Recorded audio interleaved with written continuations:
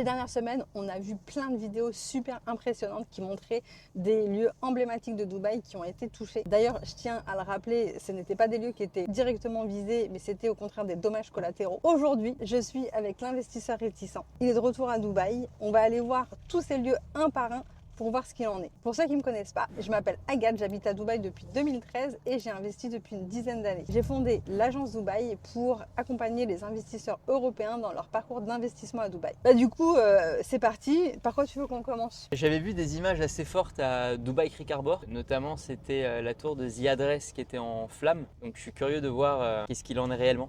Ok, c'est parti. Alors on décolle, là on est à Downtown, on va à Creek, on y est je pense dans 10 petites minutes.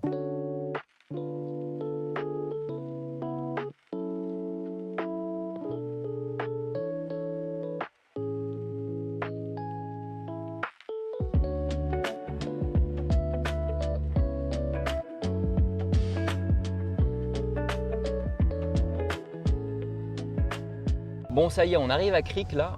Donc j'aimerais que tu me montres un peu, on va insérer dans la vidéo ce que moi j'ai vu dans les médias et j'aimerais que tu montres aujourd'hui qu'est-ce qu'il en est réellement et comment la vie a repris son cours. Là où il y a eu le débris de drone, c'est ça? C'est un débris de drone, n'est-ce pas? Je suis pas sûre à 100%. Je sais pas non plus, ouais. Je sais que la tour a été impactée. C'était une interception quasi sûre. Après, est-ce que c'est drone, missile ou quoi, j'en sais rien. Bon, peu importe, c'était une interception du coup soit d'un drone, soit d'un missile et c'était à The Address, il me semble.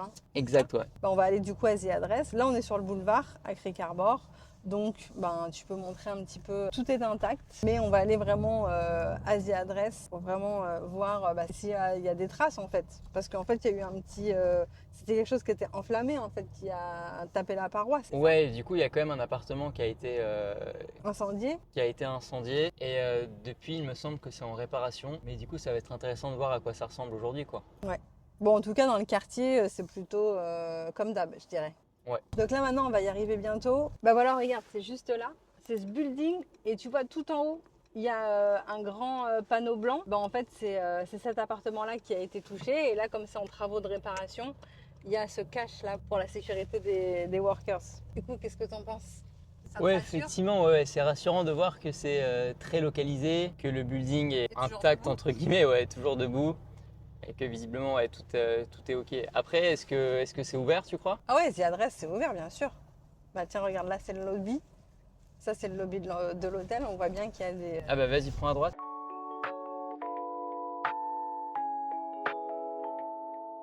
Parce que du coup, ouais, là on est au lobby de l'hôtel, mais ça c'est la tour 1. C'était dans la partie résidence. Ouais, du coup c'est la tour 2, c'est la tour qui est derrière nous. Mais bon, en tout cas, effectivement, on voit qu'à l'hôtel, il y a du monde, il y a de la vie. Donc ils nous laisseront pas rentrer dans la partie résident. Mais effectivement, ça a l'air d'être normal entre guillemets, quoi. Ouais, c'est toujours habité. Attends, je vais essayer de me rapprocher un petit peu. Comme tu vois, il y a du linge qui sèche sur les balcons et tout, etc. Donc c'est bien que c'est toujours habité. D'ailleurs, ils sont en train de faire le nettoyage des vitres là. Ok, bon, intéressant de voir que à Creek, tout est normal et que les réparations sont en cours. Bon, comme je te sens pas encore totalement rassurée, je te propose d'aller voir un autre endroit. T'as envie d'aller où maintenant? J'ai vu qu'à DIFC, il y avait eu un truc, je crois. DIFC, il y a eu des menaces et il y a d'ailleurs une tour qui était évacuée assez régulièrement parce qu'elle est très haute, c'est ICD Brookfield. Moi j'avais des amis qui travaillaient dedans et ils avaient pas mal d'évacuations. Je vais regarder sur internet là et on va y aller si tu veux bien. Ok, check. Je me prends un petit truc à grignoter et on y va direct.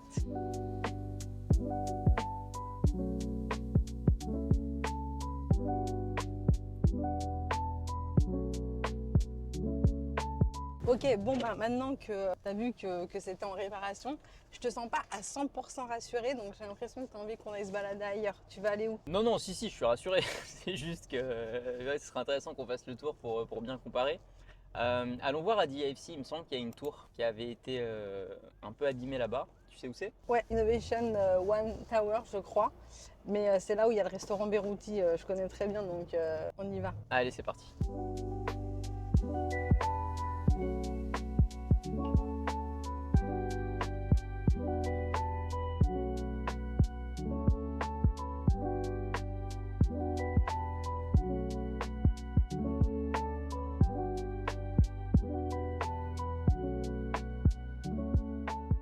Donc la tour c'est celle-ci, là juste à gauche, Innovation One. Par contre là où il y avait le débris, c'était un endroit où on voyait qu'il y avait Al Barouti au rez-de-chaussée. Donc on va essayer de passer exactement au pied du building. Bon, quoi qu'il arrive, c'est cette tour. Je pense que ça a été réparé entre-temps, mais de toute façon, quoi qu'il arrive, le truc qui est important à comprendre, c'est que, bah voilà quoi, c'est business as usual. La tour, elle est toujours, il y a du monde.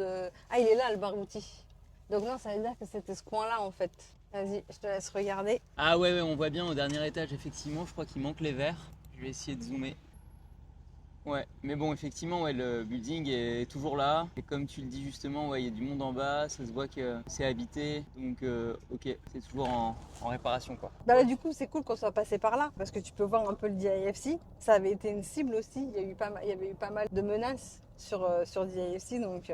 Ouais, puis effectivement, on voit qu'il y a quand même beaucoup de voitures. Enfin, ça a l'air d'être exactement comme avant que je parte, quoi. Hein. Il y a du monde, rien à signaler, quoi. Avant qu'on aille, tu m'avais dit que tu voulais aussi aller voir le Burj Al Arab et le Fairmont. Avant qu'on passe là-bas, là, on est dans un quartier financier, un quartier d'affaires. Est-ce que tu veux aller voir, je sais pas, un mall par exemple ou quelque chose comme ça? Ouais, parce que j'ai entendu que les restaurants et les malls étaient vides, effectivement. Donc, si on peut y aller, ce serait cool. Donc là, on est à DIFC, on peut aller sur la route. J'ai une course à faire en plus à Dubai Hills Mall, comme d'habitude.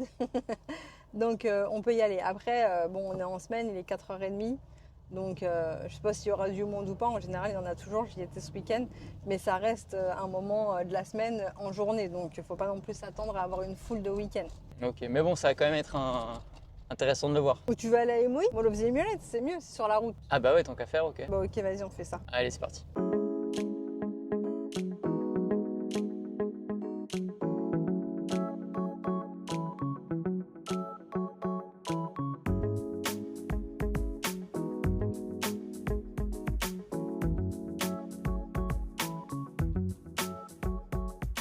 Bon, maintenant qu'on a vu Creek, j'ai entendu aussi que les malls étaient vides, les restaurants étaient vides. Est-ce qu'on peut aller dans un mall que tu me montres un peu la fréquentation? Ouais, bien sûr. Bah là, toi, tu voulais aller au Fairmont, donc plutôt vers la Palme, Fairmont, Burj Al Arab. Donc, on a pris Sheikh Zayed. Ce que je propose, c'est qu'on aille à Mall of the Emirates, du coup, parce que c'est sur la route. Allez, c'est parti.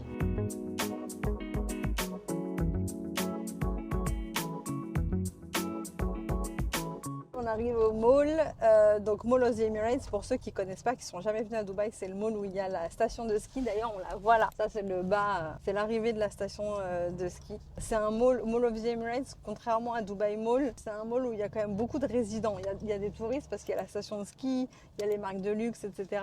Mais il y a aussi beaucoup de résidents, contrairement à Dubaï Mall, qui est plutôt un mall qui est fréquenté par les touristes. Donc du coup, ça veut dire que vu que là, il y a quand même beaucoup moins de touristes à Dubaï, il n'est pas censé y avoir beaucoup de monde dans le mall. Ouais, il y a quand même toujours les résidents et puis il y a un peu de touristes. Hein. J'ai des clients moi qui sont venus me rendre visite cette semaine, ils m'ont dit que le vol était plein, donc ça peut pas être que des résidents qui rentrent en même temps. Il y avait pas mal de touristes, donc il y a quand même un petit peu de touristes. Mais je pense que les gens qu'on va voir là, ça va surtout être des résidents, parce que c'est un mall où il y a Carrefour, etc. Donc les gens viennent pour faire leurs courses. Il y a des restos. Ben, il y a la piste de ski, ça c'est plutôt pour les touristes en l'occurrence, donc on va pas vraiment faire du ski régulièrement. T'en as déjà fait? Ouais, là, je l'ai fait avec les gens qui viennent nous rendre visite justement, je vais pas y aller moi toute seule. Genre tu t'es jamais dit un mercredi après-midi, je pars skier. Non, mais c'est vrai que c'est sympa à faire. Bon, après il y a toujours des gens qui vont dire c'est un désastre écologique et tout, etc. Et je comprends, je dis pas le contraire. C'est cool de se faire un truc parce que ça ferme tard, ça ferme vers 22h. Donc tu peux aller te faire un petit déj le matin, puis ensuite aller te baigner, passer la journée à la plage et ensuite sur les coups de 5-6 heures, aller te faire 2 petites 3 descentes de ski. Et c'est de la... Enfin, c'est de la neige artificielle, mais je veux dire, c'est de la vraie neige, quoi. Genre, Ouais, c'est de la neige artificielle, il y a un télésiège et il y a un petit café d'altitude où tu peux aller boire un chocolat et tout, ouais, c'est sympa. Il n'y a pas des pingouins ou des manchots? Il y a des pingouins, ils font un spectacle. Ouais, ils font un spectacle, je crois que c'est à 11h et à 13h. 2 fois par jour, ils font un spectacle. Allez, go!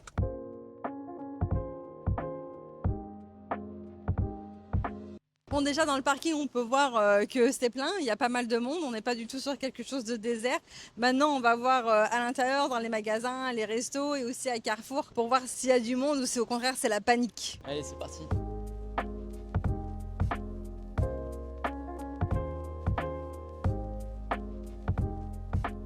Voilà, là on rentre dans le mall. Bon, vous voyez la fréquentation générale, là, on est dans les allées du mall juste à l'entrée. On va aller se balader un petit peu à côté des caisses de Carrefour, histoire de voir s'il y a du monde ou pas. Toi qui as l'habitude de venir ici, c'est une fréquentation normale, il y a plus de monde, il y a moins de monde, c'est comment? Là, c'est une fréquentation plutôt normale. Bah, on voit qu'il y a du monde partout, en fait, dans toutes les allées, sur tous les étages. Donc, ouais, je dirais que c'est plutôt normal, sachant que là, on est un jeudi. Et il est pas encore 5 heures de l'après-midi. Donc là, les gens n'ont pas encore terminé leur journée de travail. Donc ouais, je dirais qu'il y a plutôt pas mal de monde. Quand on regarde là-bas les allées et tout. Et là, du coup, Carrefour, c'est exactement comme en France? Comment c'est? Ouais, Carrefour, c'est exactement comme en France. C'est le plus gros hypermarché de la région. D'ailleurs, celui-ci, Mall of the Emirates, il me semble que c'est le plus grand. Et on y trouve exactement ce qu'on trouve en France, tout ce qui est produits alimentaires, électroniques, etc. Et c'est moins cher, c'est plus cher? Ça dépend des produits. Si vous achetez des trucs importés, par exemple du camembert ou des choses comme ça, c'est quand même beaucoup plus cher.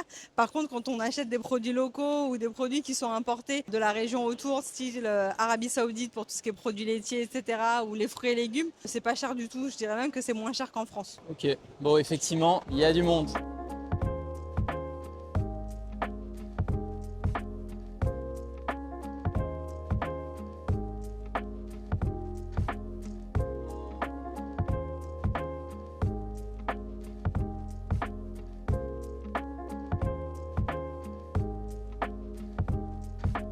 Bon, ça y est, alors on repart de Mall of the Emirates. Qu'est-ce que t'en as pensé? Bah effectivement, agréablement surpris, il y a du monde. Après bon quand même c'est rassurant parce que là on est en période de cessez-le-feu, il n'y a plus d'attaque du tout sur Dubaï donc ce serait grave s'il n'y avait personne en vrai. Ah mais je sais pas, j'ai entendu dire que c'était une ville fantôme, que tout le monde avait quitté Dubaï.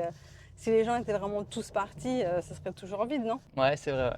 Donc au final ça c'est un bon point. Tu reviens pas juste pour faire du shopping. Bah du coup tu veux qu'on aille où maintenant? J'aimerais bien aller voir le Fairmont parce que ça a vraiment fait le tour des médias en France, même le tour du monde je crois, c'était super impressionnant. Ouais, et c'était la première, c'était le premier débris qui était tombé sur quelque chose, je crois. Je crois qu'il y avait que des interceptions qui n'avaient pas fait de dégâts. Et je crois que c'était les premiers dégâts justement le Fairmont. C'est pour ça que ça a fait le tour du monde. Ouais, donc je suis curieux de voir à quoi ça ressemble. Ok, bah, le Fairmont c'est à La Palme, donc je pense qu'on va y être assez rapidement. On a combien de temps là? 10 minutes. Allez, Ça dépend si c'est toi qui conduis ou si c'est moi. on va te laisser le volant.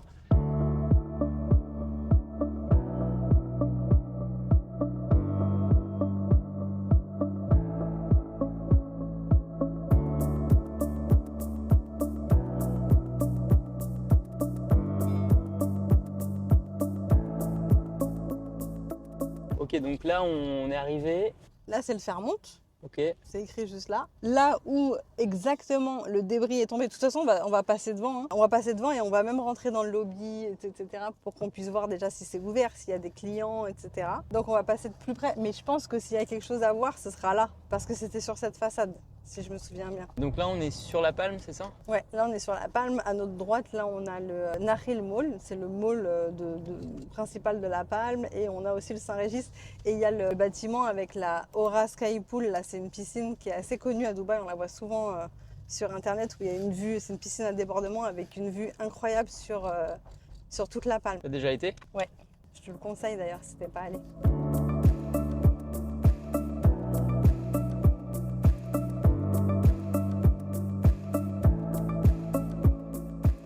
Donc là, c'est le Fairmont. On va montrer le lobby. Je crois que c'est là que c'est tombé le truc.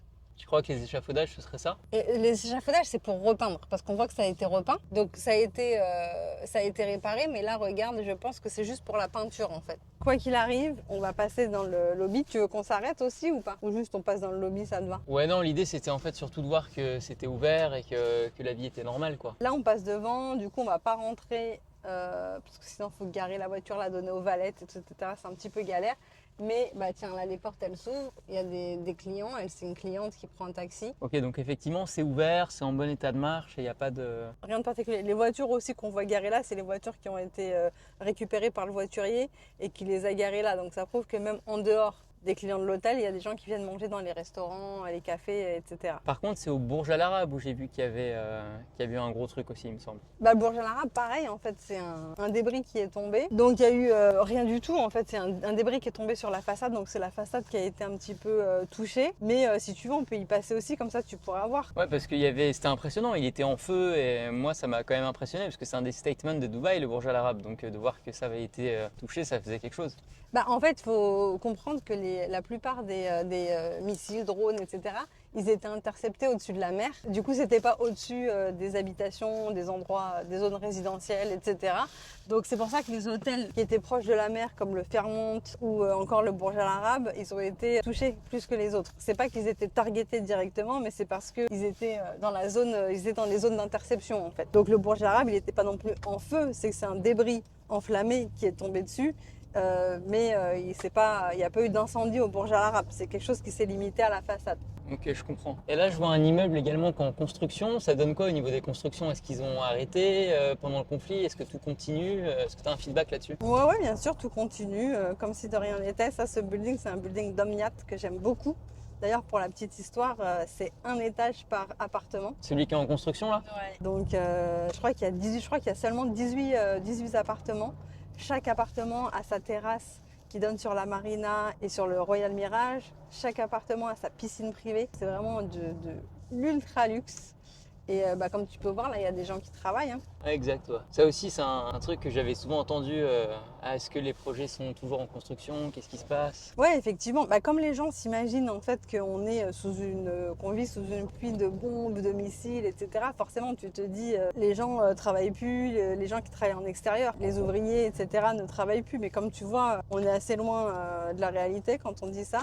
Et comme il pleut pas, il neige pas, voilà, les conditions météo le permettent et à part ça, il se passe rien de particulier, tout continue comme si de rien n'était. Donc les constructions, elles continuent et a priori, nous, on n'a pas de retard qui nous a été communiqué par l'un des développeurs avec lesquels on travaille. Là, ça y est, on arrive à côté du Burj Al Arab. Je sais pas si vous savez, mais en ce moment, il est fermé. Ça a rien à voir avec le conflit. Il est fermé parce que il a 25 ans, je crois.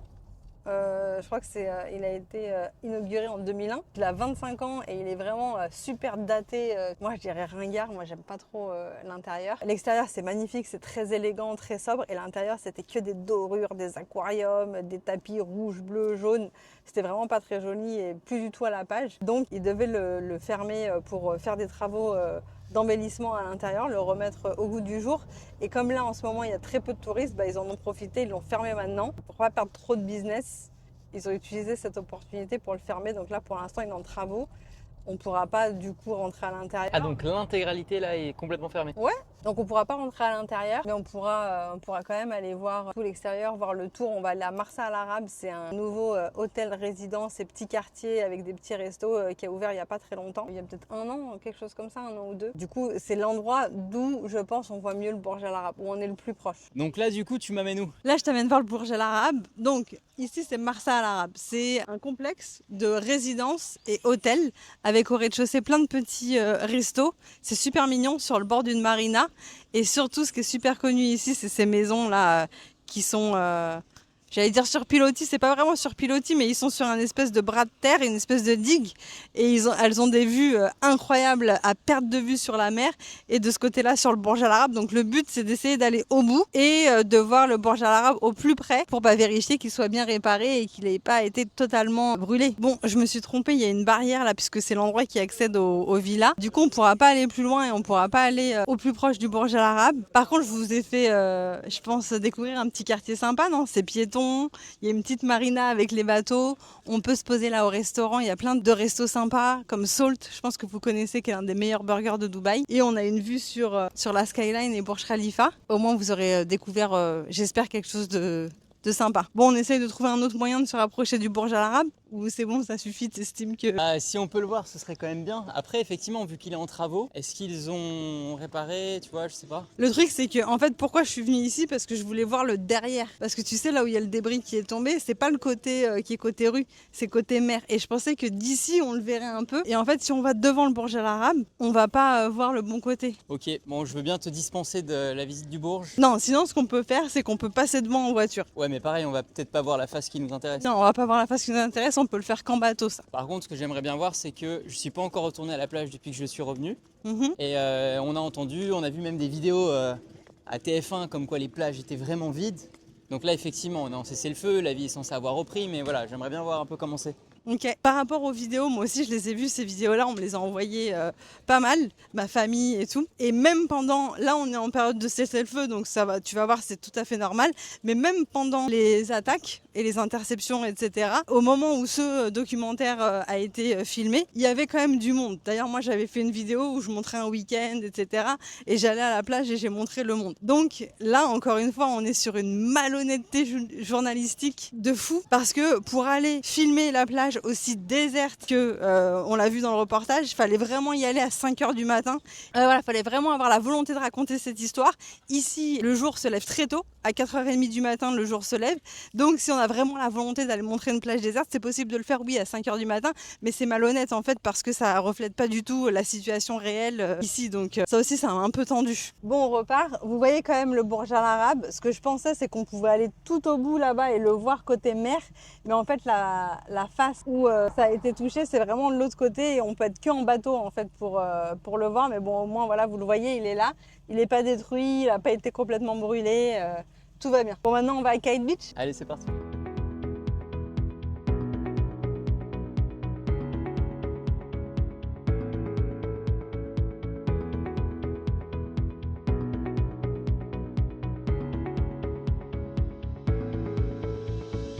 Ok, ça y est, on vient d'arriver à Kite Beach. Donc là, il est quelle heure maintenant? Il est 6h15, donc on est après le boulot. C'est pour ça qu'on va avoir plutôt des gens qui viennent faire leur sport, qui viennent se balader, qui viennent faire du vélo. C'est bientôt le coucher de soleil. Je vous laisse regarder par vous-même. On va marcher tranquille pour voir les gens qui sont sur la plage. Et aussi, on arrive là à l'endroit où il y a tous les restaurants pour voir aussi la fréquentation des restaurants, des petits cafés qui sont à la plage. C'est un endroit ici normalement qui est fréquenté plus par les touristes ou les résidents? Les deux, vraiment, Kite Beach, c'est les deux. C'est vraiment la plage où tous les résidents viennent se baigner, mais c'est le week-end plutôt. On vient pas vraiment se baigner là pendant la semaine. Par contre, on vient souvent se balader ici le soir après le boulot, faire notre sport, faire notre jogging, etc. Et les gens qu'on voit là, ça va plutôt être des touristes, parce que comme c'est devenu maintenant la plage principale de Dubaï avec JBR, mais JBR, il y a les hôtels qui sont directement sur la plage, et en général, les hôtels qui ne sont pas là-bas, ils organisent des navettes, pas tous, mais pas mal, ils organisent des navettes pour venir se baigner ici, passer la journée ici. Donc tous les hôtels qui sont pas en bord de mer, en général, leurs clients viennent se baigner là.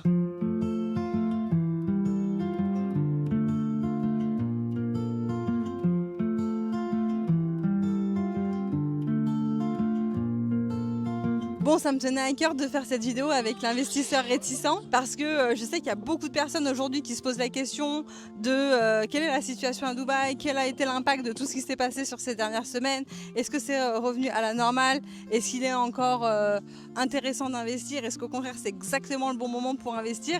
Donc voilà, je voulais vous montrer tout ça. Qu'est-ce que vous en avez pensé, l'investisseur réticent? Rassuré ou toujours Non, effectivement, c'est vrai que c'est assez apaisant quand même de voir que la vie vraiment suit son cours, que de retour à Dubaï, rien n'a vraiment changé en réalité, et que les folies qu'on a vues dans les médias ont l'air pour l'instant d'être loin, donc en espérant qu'elles ne reviennent pas. Mais là, effectivement, tu m'as de nouveau convaincu. Ok, bon j'espère te compter parmi mes futurs clients. J'espère que tu vas enfin sauter le cap. Et vous aussi, si vous êtes intéressé par l'investissement à Dubaï et que vous souhaitez en savoir plus, n'hésitez pas à nous contacter. Que ce soit moi ou un membre de mon équipe, on sera ravis de vous accompagner. En attendant, je vous dis à bientôt dans une prochaine vidéo.